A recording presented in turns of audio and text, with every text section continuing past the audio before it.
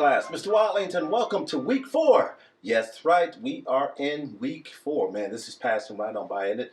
CIS 150. What we're going to talk about this week is cybersecurity applications and policy. This is a networking class, but I think it's very important that we bring the two pieces and maintain those two pieces of your curriculum together, the networking side as well as the cyber side, because when you guys graduate, you're going to try to figure out what paths to go, right? And to help you out with that, as a matter of fact, we're going to talk about this, actually some risk and also some instructions on to help you with your week 4 project, excuse me, is the policy. This week you're going to be adding a security policy to your project, okay? And I'm just going to give you some things to think about. But first, let's talk about this thing of IT and cybersecurity, right? Because many times we throw these into the same category, and really they're not. They are very similar. They share competencies, but there is a fundamental difference between an IT technician and a cybersecurity analyst or a cybersecurity technologist or engineer, whichever path you decide to go after your degree program. And you know me, I love analogies. I love analogies. This analogy is what I call, from a cybersecurity enterprise role, it's like making shaved ice. You know that shaved ice you get in summertime, the little paper cup, and they put that syrup on it. Yes, that ice. It's kind of like making that. All right, here's what I'm talking about. Okay, so we're going to make some shaved ice. What is the number one ingredient you're going to need for shaved ice? Ice, which is actually made of water. So you're going to need water. So if you look at here, here's the city water. Yeah, drink up. Delicious. So now that water pipe, it's analogous to what our IT, our networking side of the house do. They are the ones that connect the pipes together to be sure that information is available, that information can flow, from the tank to where it needs to go. Providing connectivity. They're providing a level of connectivity.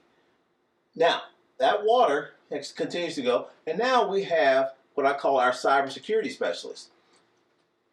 Here's what you want to remember. There's very similar competencies between a plumber and your city water inspector. Yes, they both know certain plumbing and techniques and pipe sizes and fittings and things like that. Yeah, very similar. Just like there are a lot of similar competencies between cybersecurity and IT. However, the focus is completely different, okay? The focus is different. This plumber, or his concern is getting water in and out of your building or in and out of your house, right? The city water inspector, they are concerned about the quality of the water that's coming into that pipe. You ask most plumbers about, rust content or pH balance, things of that nature. They may or may not be able to tell you. All they can tell you is, no, we got water pressure and it's going up and the commodes are flushing and the faucets are coming on.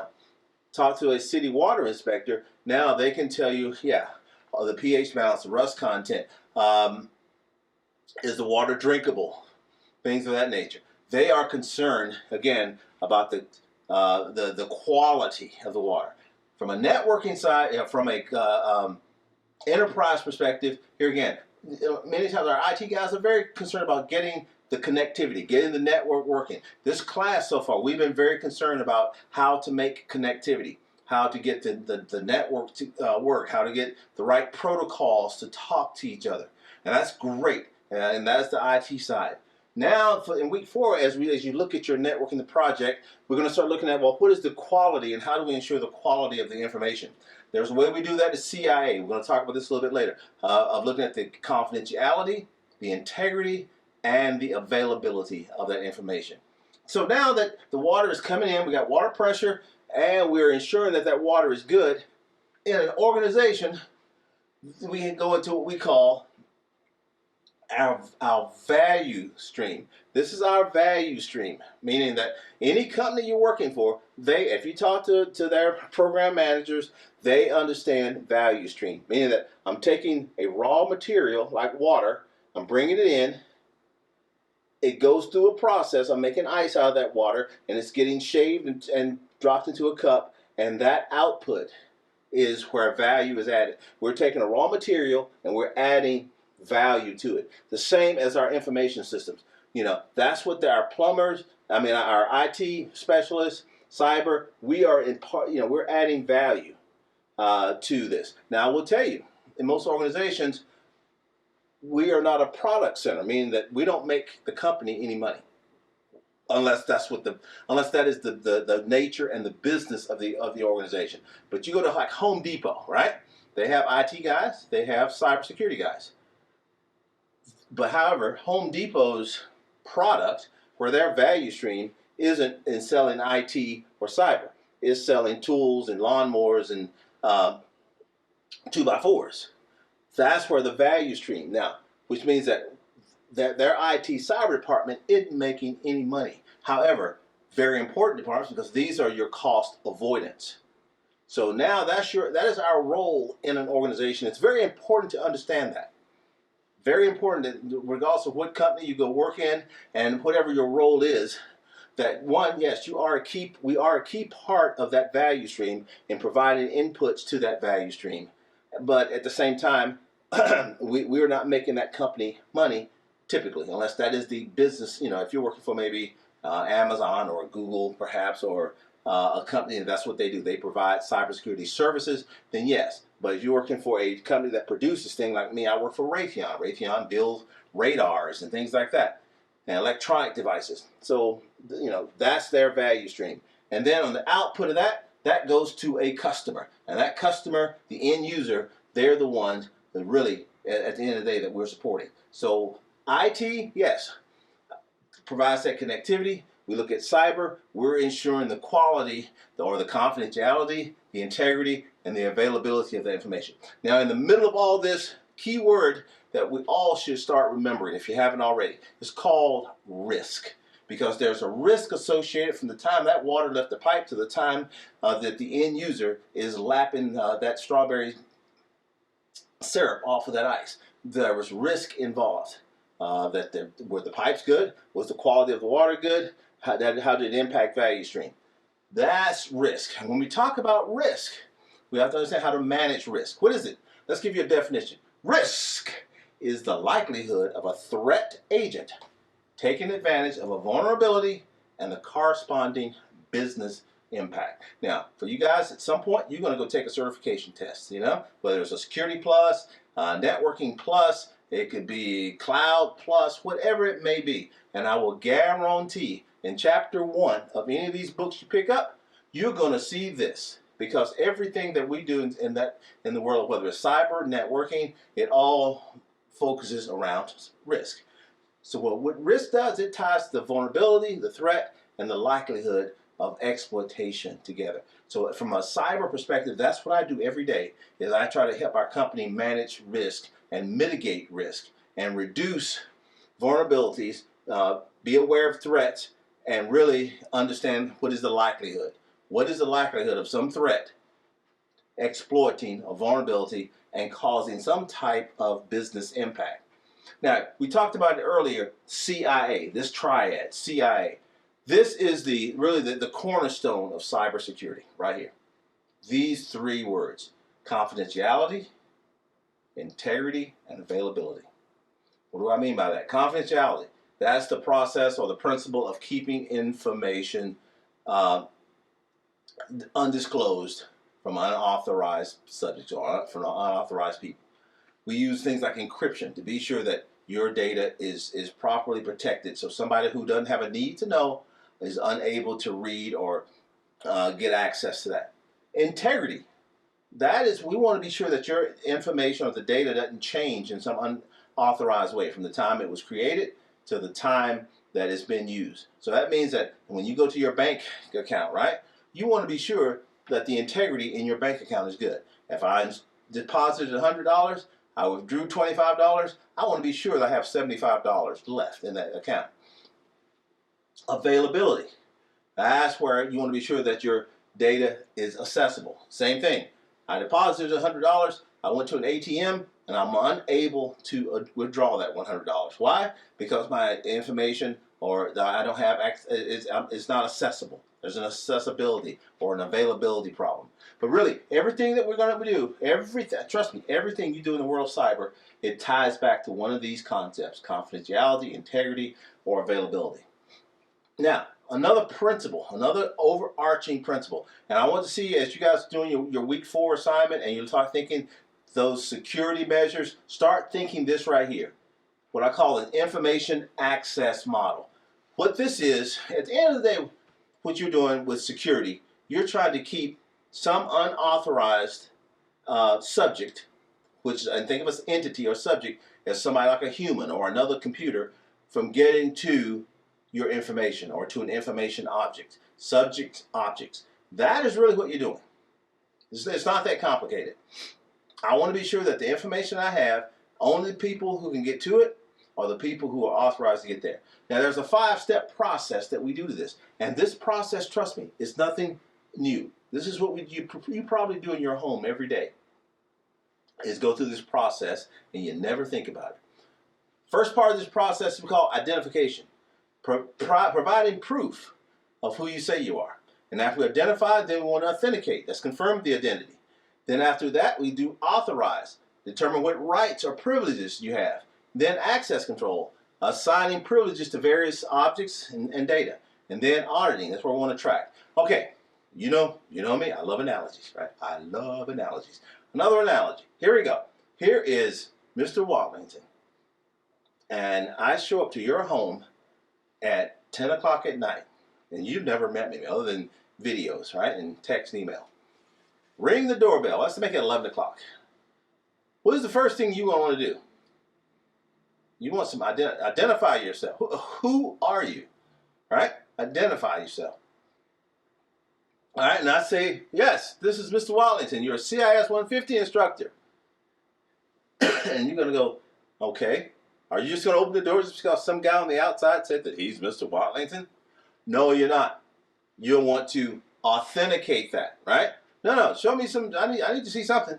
Some ID. I need to see something to prove that you are who you say you are. These 2 steps are the same thing that happens on the network. First thing, when you log into it, when you go into an information system, let's say you type in a username, L. Watlington, right? What I am providing is identification, right? I am providing identification. Does my computer let me in, or if I want to go to a website, does that website let me in just because I put username? No, it does not. Why? Because that username have not been authenticated. That's why now I have to put a password. What the password is doing is authenticating my identification. No different than you would do the same thing if I was at your door at 11 o'clock at night and you never knew who I was. Okay, so identify, yes, but I need to authenticate, And that's what happens when you log in. And it doesn't matter if you're using a password or you're using some type of a token or some type of access card. All of those things are doing is authenticating your identification. All right, so now I'm at your door, and then I slide my driver's license under your door. Go, yeah, it's me, really. And you look at it, and you think, okay. And then you remember my face from this video. Yeah, that's Mr. Watlington. I don't have a clue why he's at my door at 11 o'clock. But you open the door, and you let me in. All right, so I walk into your house, your lovely home, right? Your lovely castle. And the first thing I want to do is I want to go to your bedroom. And you're going to go, that's creepy. And you're exactly right. That would be creepy. Because you would not authorize me the first time you saw me to go waltzing into your bedroom or into your kid's bedroom, would you? I hope not. But no, because you are going to authorize where I can travel in your house, which means that, okay, you can come in here and maybe sit in the den or in the living room, or maybe if it's 11 o'clock at night until you figure out what it is I want, I'm just going to probably stand in that little hallway right there by the front door, right? So that is authorization. Okay, meaning that now this tells me where I am authorized to move about in your house. The same thing happens on your network. Once you've been identified and have authenticated that identification, now there are systems like Kerberos and Active Directory, different types of systems that now says, okay, this is Larry L. Watlington. These are the places you are authorized to go. You can go to this folder, you can go to this shared drive, you can go here, go here, go here, right? Just like if you log into your ECPI account, there are certain places as a student you can go. If I log in with my account as an instructor, there are certain other places I'm authorized to go because through this identification authentication process, it now knows that this is where you can go. So, all right, so now I'm in your house. You told me I can go over here and sit in the den, and I go sit on that little the couch, you know, that nice leather couch you got, you know, the one with the little remote control buttons that help you recline and all that. Yeah, that's where I'm sitting. So the first thing I do is that I grab your remote control, and I'm going to get ready to start changing channels on your 75-inch high definition TV. And you're going to look at me like, wait a minute, dude, what's going on here? You want to put that remote down? Why? Because I don't have access to that. You haven't given me access to go changing channels on your TV. You know, who do you think you are, right? Same thing in the network, right? Even though you may be authorized to go to a shared drive, okay, yeah, you're authorized to go there. Doesn't mean that you have access to every folder in that shared drive. So there's access control measures that are put in place by the owners of some of those folders that says, nope, this person do not have access to enter that folder. So I've been given identification, it's been authenticated, I've been authorized where I can go, and then when I'm there, I get access to whatever information that I'm authorized to go. No different than I would if I came to your house. You would not want me rummaging through, you know, even though I'm in the den, you don't want me picking up, you know, photo albums or changing channels on your TV. You haven't given me access. Okay, so then the last thing that we do is what we call auditing. This is a tracking and recording system of user activities. Okay, and what that means, okay, go back to your house, right? So now that I get up and leave, we've talked about whatever, you know, you're still scratching your head like, why did he show up at my house at 11 o'clock? Well, now you're going to do some auditing, right? You're going to look around the room before you go to bed and go, okay, wait a minute, is everything still in place? Because he was over here messing with that remote control, and he was over here scrambling through my little table that's got all my kids' stuff and all that. So you're going to do a quick audit before you go to bed. You're going to look around and say, okay, yeah, okay, everything looks good. All right, let's lock the door and go back to bed. Well, the same thing happens in that network. So now that you've been given access to move around through the network, but we audit everything that you do while you're in that network. Every place you go, there's an audit trail. So we can tell that, okay, you went to this folder. Here's the time and the date and the time you open this folder. This is what you access. You access these documents within this folder. This is what time you logged in. This is what time you logged off. This is how many times you logged in, how many times you logged off. That's all part of auditing. But yeah, so now you see we talk about from a CIA perspective all the way to now we need to control access. From identification, authentication, authorization, access control, and auditing. Now, as you're doing your week 4, and you're talking about this security plan that you're working with, think about this from your home network that you're working with. Because you know, from a cyber perspective, this is what we do day to day. But put your cyber cap on, and within your home network, how are you controlling identification? How are you controlling authentication of people who are allowed to get onto your network, whether it's family members and things? And if you live alone, you're the only person in the house, then make it up. You know, pretend you've got some other people in the house, that your cat wants to start a website. How would you allow that cat to get on there? No, just kidding about the cat. But yeah, but this is what I want you to be able to start thinking about as we think cybersecurity policy, risk. Because at every stage here, there's risk. And now, how are people, who's authorized to go where on your network? Do you have all your files open so that anybody in your house can go in and open up your 2019 tax records? I don't know, maybe. What type of access controls? What type of auditing are you doing on your home system? Are you checking on your kids? Okay, let's see what time they've been up on the internet and where are they going on the internet. Don't know. But those are things to start thinking about when you think about from a cybersecurity principles and a cybersecurity policy, because that's what we do in organizations, is we want to be able to track that as well as audit and have policies in place that covers that. Now, some considerations to think about, okay, as you're writing your security policies. These are just some considerations. I'm not saying every one of these have to be addressed. I just want to just let you think about it.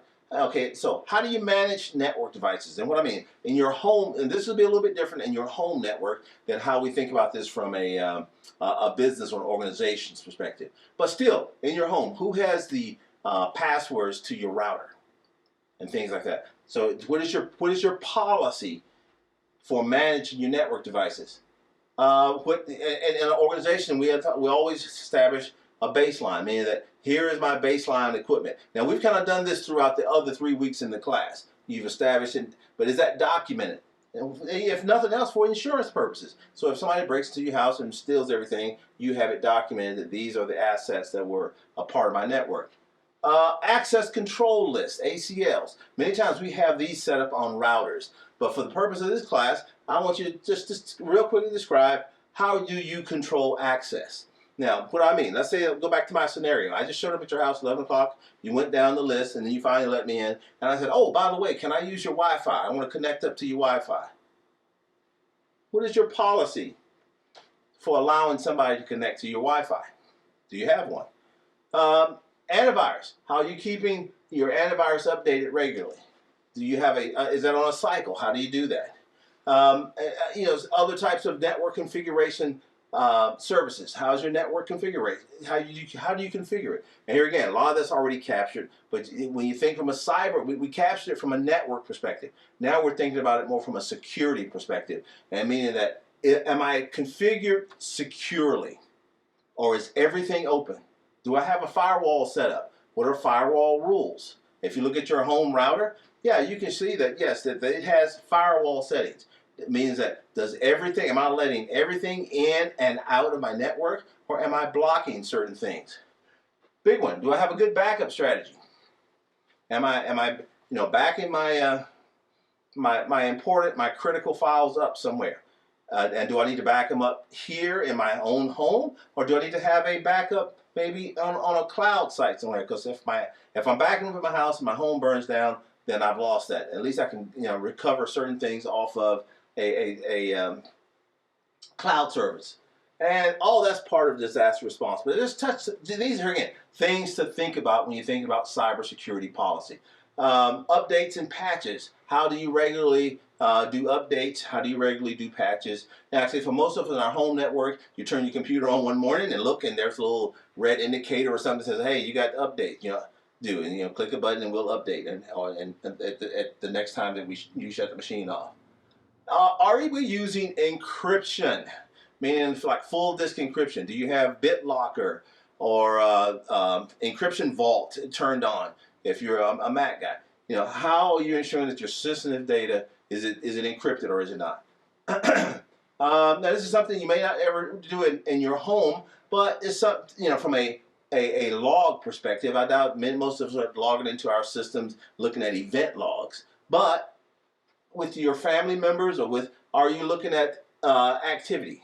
And looking at any unusual activity, especially if you've got some teenage kids, you never know what type of activity may be going on. And actually, they don't have to be teenagers anymore. They can be 8, 9, 10-year-olds that you want to say, okay, wait a minute, I'm seeing, a lot of traffic here and I thought he was in bed at 11 o'clock, and I look in his IP address, and there's traffic. And you go look at that, the IP address where he's going to may or may not be anything nefarious. But these, again, some things. As well as, now, last one, how do you monitor your network activity? And these all kind of go together. So I'm not saying that all of these have to be a part of your security strategy, but these are just some memory joggers, things to think about as you write your security policy. So just have fun with this, okay? Have fun with it. There is no wrong answer. We just want to see that when you think of policy and, access, think about access control, how people are required to identify themselves, how they're required to authenticate. Is everything just passwords? How you authorizing people onto your network, whether it's the wireless side, like I say, I want to connect it to your wireless. So as you are putting these things in place in your policy, get creative, and because this week, that's what I'm going to be looking at that for this week in your project more so than the technical side. Okay, I'm really going to be looking at how creative and robust your cybersecurity network policy is. And again, like I say, there's no wrong answer here. The only wrong answer is if you don't submit anything. That will be the only wrong. And as long as you submit something, you're going to be good to go. All right. So I hope this helps you out with week 4. What I'm looking for, what we're looking for, is really talking about this network security policy. All right, guys. Hey, have a great week. Again, if you need any assistance, I'll be online Tuesday, and I'll probably cover the very similar thing on Tuesday as well as we look at cybersecurity applications and policy. Have a great week.